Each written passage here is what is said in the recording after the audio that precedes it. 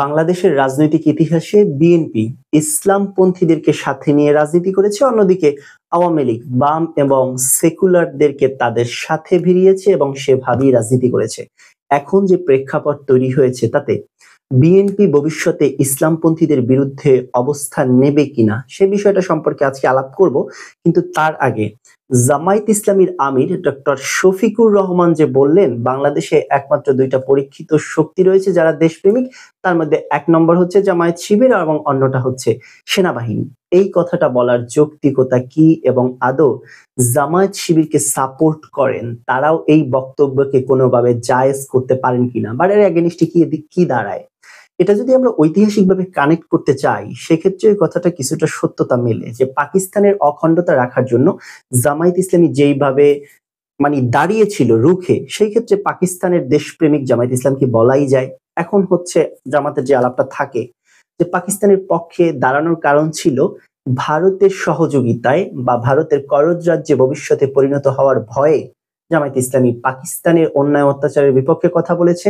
এদেশের সংখ্যাগরিষ্ঠ মানুষের ভোটের ভিত্তিতে যেই ক্ষমতা এসেছে শেখ মুজিবুর রহমানের হাতে, সেই ক্ষমতা হস্তান্তরের কথা বলেছে, কিন্তু তারা অত্যাচার নির্যাতনের পক্ষে ছিলেন না। দেশপ্রেমিক শক্তি বিদায়ী তাদের রাজনৈতিক অবস্থান ওরকমের ছিল যে ভারতের সহযোগিতা তারা দেশ স্বাধীন করতে চান না। সেক্ষেত্রে পাকিস্তান এক ধরনের জালিম, ভবিষ্যতে ভারত এমন ভাবে আমাদের উপরে ঝেঁকে বসবে তারা আরো বড় জুলুমের শিকার হবেন, এটা তাদের রাজনৈতিক বক্তব্য। কিন্তু যে আলাপটা এখন 24 পরবর্তী 25 সাল এখন অলরেডি পড়ে গেছে, জুলাই গণ অভ্যুত্থানের কথা যদি বলি, সেই পরিস্থিতি এসে যদি বলে যে জামায়াত ইসলামী হচ্ছে বা দুটি সেনাবাহিনী সহ পরীক্ষিত শক্তি হচ্ছে দেশপ্রেমিক, তখন তো এটা প্রশ্নের জায়গা রাখে।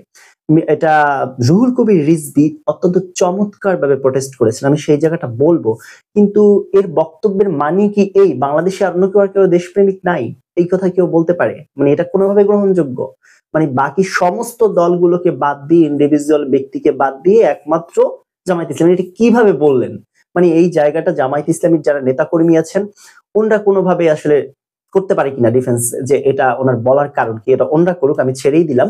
কিন্তু রুহুল কবির রিজভী যে বিষয়টা বললেন, এখানে দুইটা পার্ট। একটা হচ্ছে জামায়াত ইসলামী মুক্তিযুদ্ধের সময় কই ছিল, কোন সেক্টরে তারা যুদ্ধ করেছে, এসব বিষয়গুলো জানতে চাওয়ার পর বললেন তারা যদি এখন এসে বলে একমাত্র দেশপ্রেমিক শক্তি হচ্ছে তারা, তখন সেটা হাস্যকর হবে। হ্যাঁ, এই জায়গাতে আমি পুরোপুরি একমত যে এ ধরনের মন্তব্যের পরে সেটা আসলেই হাস্যকর হবে এবং চরমভাবে হাস্যকর হবে।